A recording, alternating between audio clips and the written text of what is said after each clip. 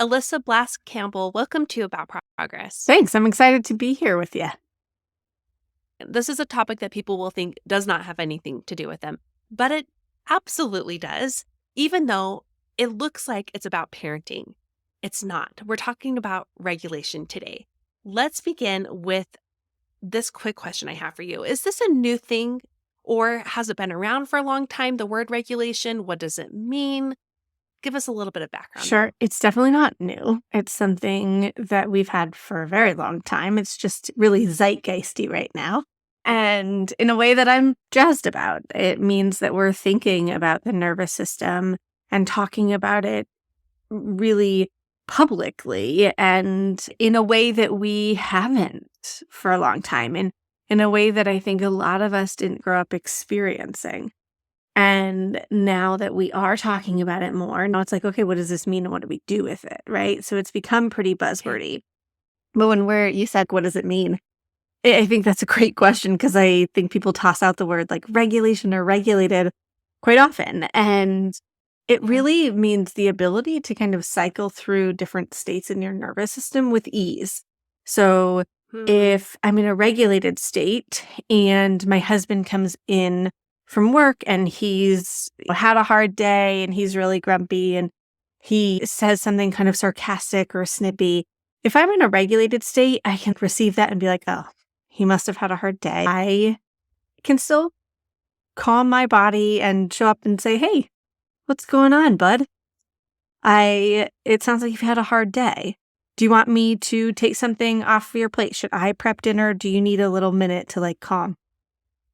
If I'm in a dysregulated state, when he walks in and he is snippy and sarcastic, I might get snippy back. Now I'm dysregulated too.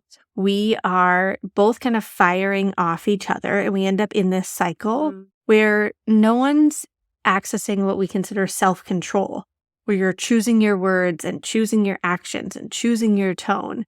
That having access to those skills requires regulation. So you're describing some emotions, like an emotional reaction, but then you also talked about the nervous system and the body. And that's where I got confused a lot when I was first learning about this. And it's also where I get confused in trying to explain it to other people. Sure. How do these things work together? Yeah. So the nervous system is a part of the body. And so when we're looking at like the emotions part, emotions are just nervous system reactions to other things. So when I walk into a space and I see somebody who has like red puffy eyes and maybe even tears coming down their face, my nervous system has a reaction and tries to make meaning of what I'm seeing. So I'm going to look at them and my nervous system might get heightened. Oh no, are they feeling sad? Are they like disappointed? Are they embarrassed? What's happening for them? And it tries to make meaning of what I'm seeing, often with emotion words, like what's coming up for them. Emotions for us, it's really quite simple in terms of inside the body. Your nervous system says, oh, wow, I'm having a reaction to something I'm seeing. So if the fire alarm starts to go off right now, my nervous system is going to fire inside some adrenaline and cortisol, and it's going to shut down the like rational thinking part of my brain. It's going to turn on my like survival brain that says, get out of the house, the fire alarm's going. If we paired an emotion with that, it might be like scared or frightened, maybe even nervous. And really what it is the nervous system reaction. And then we pair an emotion word with these nervous system reactions. Does that make sense? It does. And what does this have to do then with the brainstem? And because I've heard that come up too. I just want to make sense of that. Sure. So I'm going to walk you through an example of kind of what happens inside the body. So if you take, for instance, that fire alarm going off, and the fire alarm starts to go off, we're hanging out right now, it goes off, and then my prefrontal cortex, that rational thinking brain, shuts down, my amygdala, that primal brain, turns on, and my body starts to produce adrenaline and cortisol. It's a stress response. And this is awesome because it keeps us alive. In the same way that like if you were being attacked by a bear, or if you were standing in the street and you saw a car coming, you wouldn't stand there and say, should I move? Should I walk to the... No, you would just do it. You just react. And when we're in this reactive part of our brain, we are in a dysregulated state. Our nervous system is not regulated. And we are really acting, not thinking, right? So we're in this Okay. reactive place. In order to get back to a place where we're then thinking, we need to be able to notice what's happening inside, the sensations, and then regulate, calm the nervous system, and then we can start to gain access, and then we can make meaning. This is where, like, later we're like, wow, where did that car come from? Why was it zooming down the street? We might ask ourselves those questions. Once we get out of the house from the fire alarm, then we're like, okay, I wonder what started it. This is where we might start to access more of those questions. But in the moment, what we don't want is for the fire alarm to go off and you're like, I wonder what's going on. Should I leave? I wonder what started that. We just want you to get out of the house. It's a survival tactic.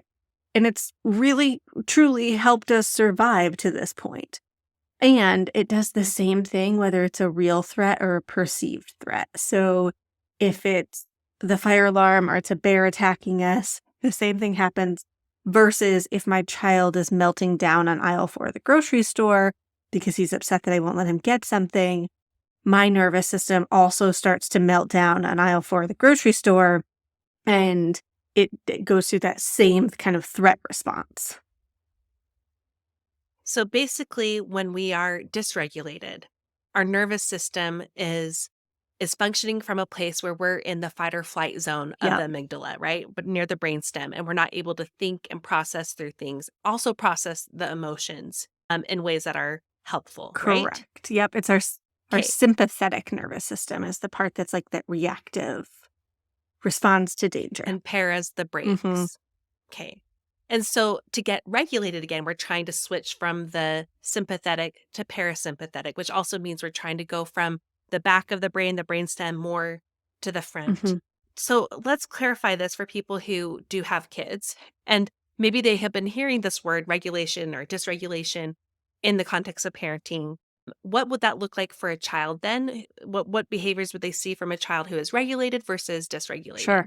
Dysregulation can show up in a lot of ways. And some are more triggering for us than others. So it can be like the classic tantrum meltdown.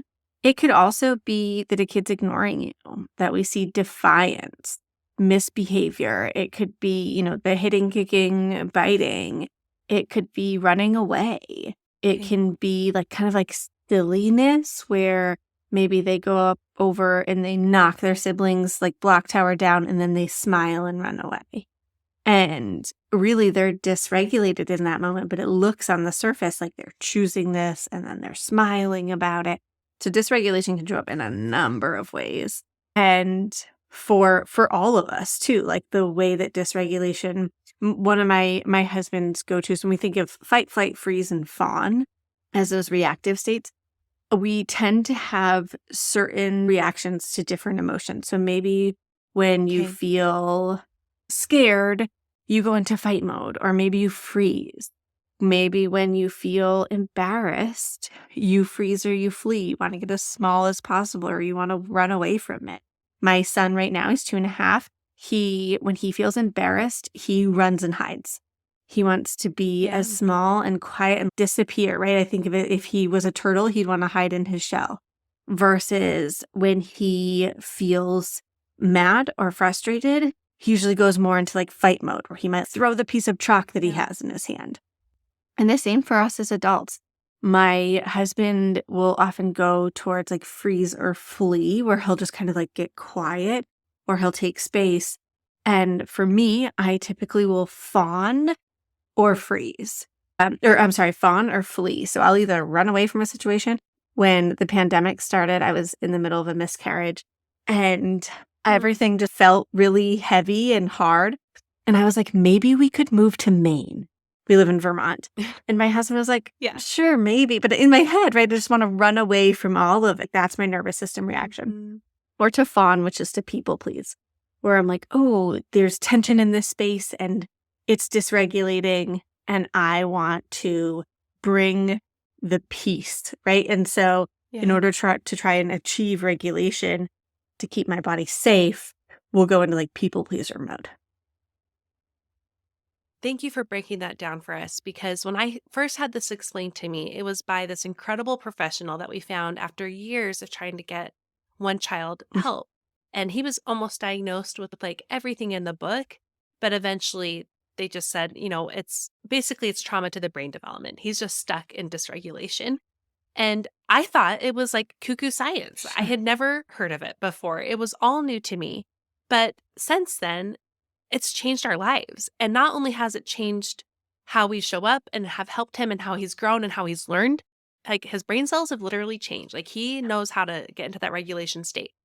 It's helped every other child in our family and it's helped me and my husband. I feel like everything comes back to It regulation. does. And that's like from kids who are neurodivergent, which we have 3 of, and kids who are not and have just the same regulation issue. So the reason I'm saying all that is because the thing that both surprised me the most about how to help them, and that also like, made me feel a little, oh, great, another thing for me to work on, was they said, in order to help my child learn how to be more regulated, I had to show up to the dysregulation It's a regulated. real doozy. It's a real doozy. Oh, it's hard. Yeah, So can you speak to that? totally. And let's do this with the lens of with children who are dysregulated or people in our Totally. household. Anyone. Yeah, So how do we do it? totally. So feelings are contagious unless there's regulation. And whether that's with a kid or it's with your partner, or it's with your coworker, it's with your friend, feelings are contagious unless there's regulation. When I wrote Tiny Humans, Big Emotions, we wrote it in 3 parts. And part 1 dives into kind of the neuroscience, what's happening in our brain and our body, and the us part of it. Our method, collaborative emotion processing, is 5 components. 1's adult-child interactions. The other 4 are about us. And it's what you're saying here, that in those moments when something happens and it could be a child that's having a hard time and melting down, or maybe it's your friend that just said something in a group of people that was embarrassing for you. And you would thought you'd like shared this in confidence and then they just shared it. And now inside you might feel like your heart beating fast and your shoulders go up to your ears. Maybe for me in these moments, I often get like sweaty or clammy and my like chest kind of gets tight. This is my nervous system reaction. This is the dysregulation at play. And if I'm going to, at some point, have a conversation with that person or even be a part of that social group in the next few minutes, I have to notice what's happening for me in order to regulate. Otherwise, I'm going to react. I'm going to react from my past. I'm going to react from this triggered space. I'm going to react from the biases and narratives that I have from my childhood, what I've seen happen, what I've learned in the past has happened, what people have told me about these. And when I think of kids, one that's been coming up a lot in our conversations is an age bias with kids. They should know better. They're old enough to know better. Yeah. They should hit a certain age where they magically have these tools and know what to do with them. And those are all from our childhood, right? Where we maybe heard that or we were exposed to that in some capacity. And now those narratives and those parts of us live inside. And in these moments of dysregulation, those different parts surface to try and keep us safe and to try and keep our kids safe. And so in the embarrassment scenario with a friend, and maybe even disappointment or frustration coming up that you shared something in confidence and now it's being shared in a way that doesn't feel good to you, when you can notice those feelings in your body and when you have a toolbox for then how to regulate, then you can access the right questions to ask yourself, the right questions to ask that person, the things that you want to say and how you want to say them, the tone, the words, all that becomes more accessible when you can pump the brakes on that adrenaline and cortisol, when you can calm that nervous system back down. And what is not their job is for you to react and be like, hey, and fly off the handle. And then for them to be the one that brings the calm.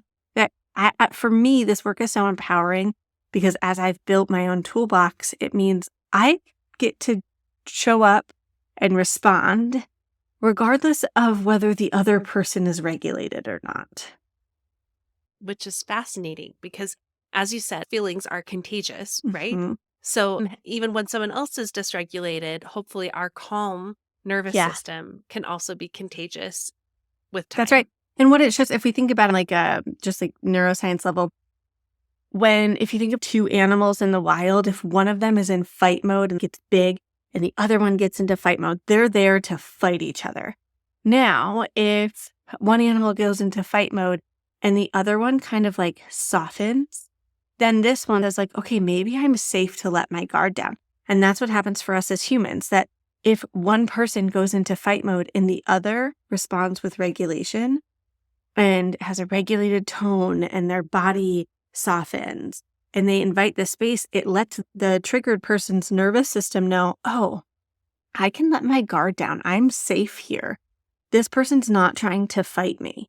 It allows for vulnerability to exist. That's beautiful to think about. So when I am imagining that scenario and I'm tracking the signs of dysregulation where I can see it happening in my body and take note, that's me dysregulated. What are the next steps then to use the body to help Yeah. with the nervous system and the Yeah. emotions Yeah. and Yeah. To the regulate. reactions? Yeah. So you can't regulate what you're not aware of. So first, yeah, we're building awareness of what happens Okay. in my body when I'm having a hard feeling, when I am in that triggered state. And as you start to notice those, just like, oh, I start to breathe faster or whatever, my chest is tight, my heart's beating fast, I'm clammy, my shoulders go up to my ears, my hands are in fists, those sorts of things. As you start to notice those cues, then you can start to regulate. The fastest, most accessible way to regulate is through your breath, Mm, which is, I find yeah. like annoyingly simple with how it sounds. And I'm like, there's no way when I'm like in this state that breathing is going to do anything.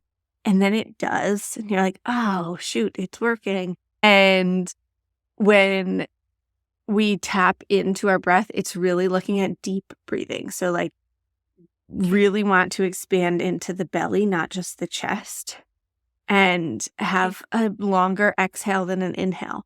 And if you do that even for 10, 15, 30 seconds, it's going to start to have an impact. And it'll start to stop the adrenaline and cortisol production in your body and start to produce serotonin, which regulates your nervous system. That adrenaline and cortisol is what keeps you on alert. And this start to take you off of that alert mode. Some other things that are helpful, we outline these in the book too, as people are learning about their nervous system. There are 8 sensory systems. We often think of 5: sight, sound, Wow. taste, touch, and smell. Those like 5 senses. There are 3 more. One is interoception. This is noticing like the feelings inside of your body. So if I say I have butterflies in Oh, my stomach, you know what that feels like. If I say I'm hungry, my like stomach is growling, you know that feeling, right? So noticing those internal cues. Is those internal cues.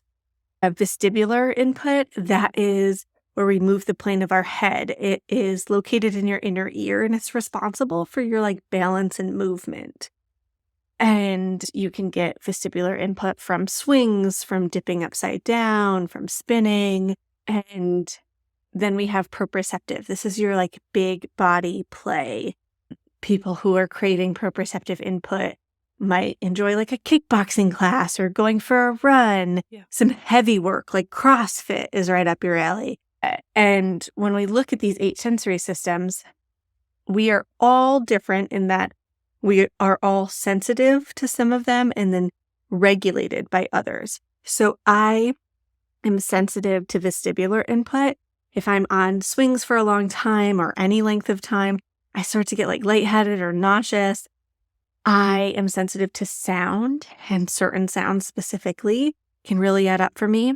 I'm regulated by touch and proprioceptive input are 2 really regulating things for me. And so a massage or a hug or being close to somebody, having a baby on my body is really regulating for me. My child is regulated by vestibular input Yeah. and is dysregulated by touch. And so in those moments when it's time for regulation, what I need and what he needs are often different. Wow. If I try to give him a hug or touch him when he's already in a dysregulated state, he's sensitive to touch. And so it will further dysregulate him. And so as we're looking at what do we do in the moment, one thing for all of us is breath. But beyond that, it's really getting to know your nervous system and start to notice, what am I sensitive to? We think of this as a battery of what drains your battery, what recharges it. And so of those 8 sensory systems, starting to notice what drains my battery. Like we have this Thomas the Train toy that somebody got me who must really not like me because it makes this terrible clicking sound when it gets like stuck in a corner. And I just want to throw it out a window. And when I can when I can notice like, oh, there's a clicking sound happening. And now everything feels harder. Like my child's meltdown feels harder, or even just like getting ready to go out to the car feels harder. Any decisions start to feel harder. That means my nervous system is being drained. And when we can notice those patterns, we can start to tune into what's happening around us that might be draining it. Is there clutter? Are you visually sensitive and there's clutter around you and that's really draining your nervous system? I'm a human who's not very sensitive to visual stimulation. And so I can walk into a space that has like piles and clutter and whatever, and it doesn't pull from my nervous system. And my husband's the opposite, where he's like, how can you not see the pile of clothes on the stairs every time you walk up? And I truly just don't see it. It doesn't drain me. And so in terms of the what do we do in the moment, it's really going to depend on who are you and what are you sensitive to versus what are you regulated by. And is this something that your book would help people Correct. identify both for themselves and for their children? Okay, I'm glad to hear. That's a resource in the book. Yeah. That's where we can do a little bit more development. Yeah, exactly. And I think that's honestly, so much of this work is personal development, because we can't do this work with kids unless we're doing it with ourselves. And Yeah. as I've been doing more and more personal development work on this journey, like getting to know my nervous system and what drains me versus what recharges me has been such a game changer because it allows me to show up with more intention in every area of life when I'm mindful of that. And one of the things we ended up talking about a lot on this podcast accidentally because I had no plans to do that was habit formation. And for me, it's because so much of when you find out what does charge those batteries, you can preemptively work on your regulation through those habits. Like for me, movement is extremely regulating, not the vestibular kind. Yeah. I'm with you on that one, but other kind of movement helps me. So making sure I go on a walk each morning before my kids get up who need a lot, that helps me be regulated as I show up to them. Yeah. Which is huge. It's huge. It's huge. I'm sure then you've talked about habit stacking on here. Okay, Yes. great. Yeah, but go Yeah, ahead, so one of the like habit stacking practices that I added in a couple months ago, I was like, okay, I needed something small and accessible. Life's wild, don't always have time for a 30-minute workout or whatever. Yeah. And so I started to look at my day of like, where could I stack something new that would be regulating? And noticed that every time I was going to the bathroom, I was often bringing my phone. And it's just like further draining, I get right? this. Like Yes. I am in there, I'm like answering emails or I'm sending a text or I'm adding a grocery order or whatever, but I'm like still doing something. And now that I'm pregnant, I'm going to the bathroom all the time. And so I was like, this is an opportunity to have little mini pauses throughout the day when I'm already going to have to go to the bathroom. Now, a lot of my bathroom trips involve a 2-year-old. And so I'm in there and I started to just not take my phone and instead put my hand over my heart and a hand on my belly and take deep breaths. Sometimes it's 10 seconds, sometimes it's a minute, and it often involves a toddler touching me or talking to me or whatever. But I was like, I'm just going to add this in and decrease the screens part. And then he started to do like toilet learning. He now uses the toilet by himself, but in the process, one night he's getting ready for the bath and my husband was like, hey, Liz, what's going on in here? And I pop in and his eyes are closed and his hands on his chest and his hands on his belly and he's doing these breaths.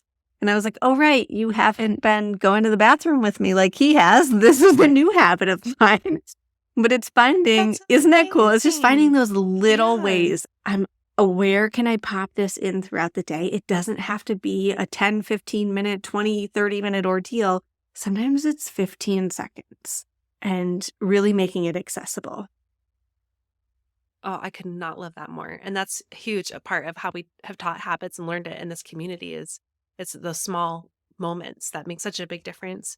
So, Alyssa, just a couple more quick questions for you. The first one that I just want to make sure we're covering is emotions aren't bad, right? So it's not like we're like, don't ever be angry. If you're angry or dysregulated, got to regulate that right away, or sad or whatever. So where's the Yeah, balance yeah, yeah. there? So also dysregulation isn't bad. Everyone, unless Okay. you have a hormonal imbalance, everyone cycles in and out of regulation and dysregulation throughout the day.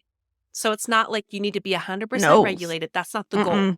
It's just to track it better and Notice. utilize it Really, we're looking at like better. mindfulness here. So for us, emotions are not bad. All emotions are valid and worthy of being felt. Now, all of us are going to come to adulthood with certain emotions that are harder for us to experience based on our childhood. Of maybe when you felt sad, somebody tried to distract you out of it. Or when you felt scared, somebody tried to make it stop or go away so that you wouldn't feel scared. We all learn that certain emotions we're not supposed to feel and that we're failing if we're feeling. And so now we come to adulthood, and maybe if it was fear for you growing up, now every time you feel scared, you feel like you're supposed to make it stop and go away. And with Okay. emotions, the more you're trying to make them stop, it's like quicksand. You just get buried into it. Hmm. And with fear, for instance, if you try to make it stop, what it ends up being is anxiety. You now are in this spiral of anxiety.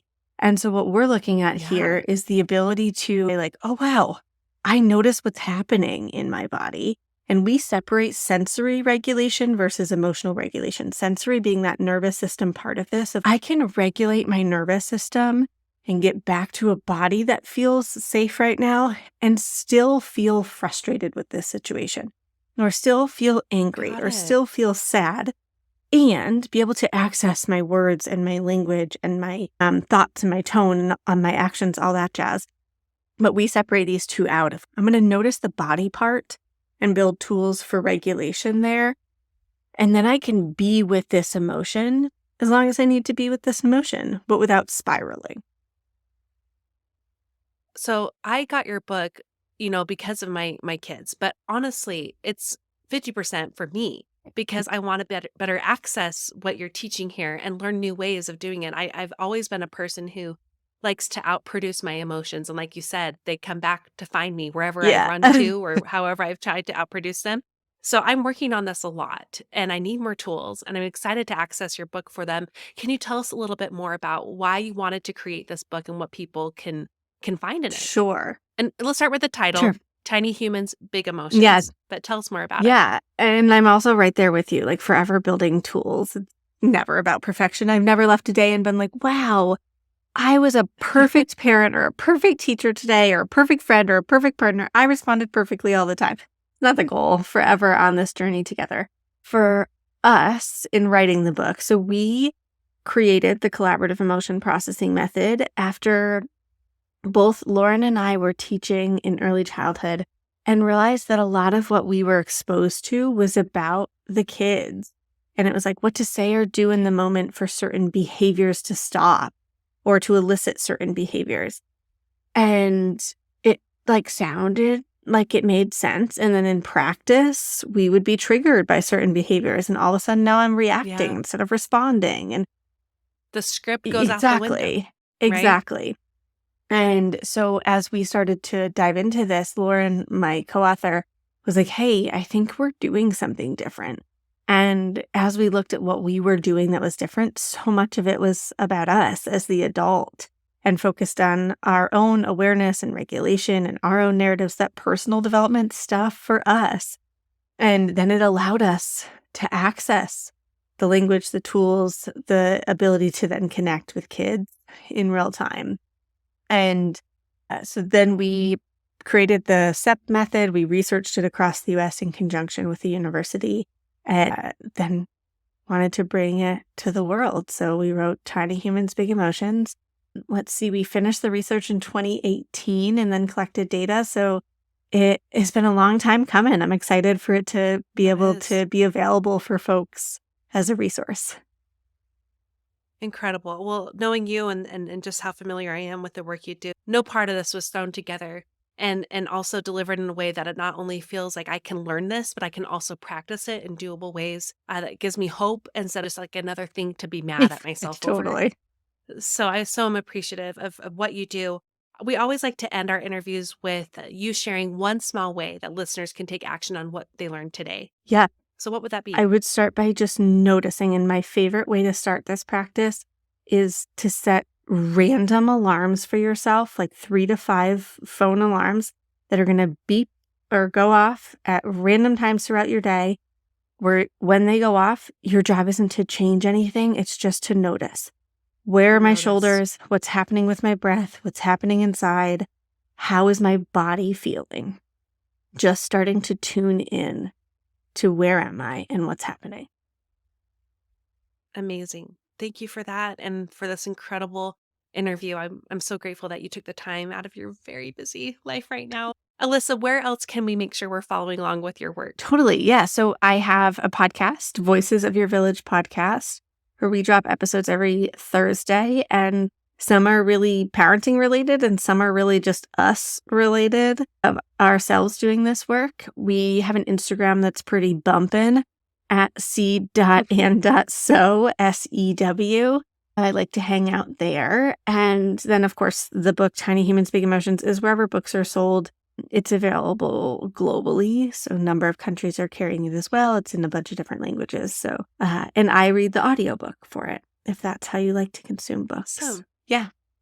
Yeah, I'm big into audiobooks, but this is the one I'm like, I need to highlight, dog ear, make sure I can reference. So I'm getting a tangible copy. So I still look forward to reading it. Thank you for your amazing words of wisdom and help and the work that you Thank you do. so much for having me. What a gift to get to hang with you.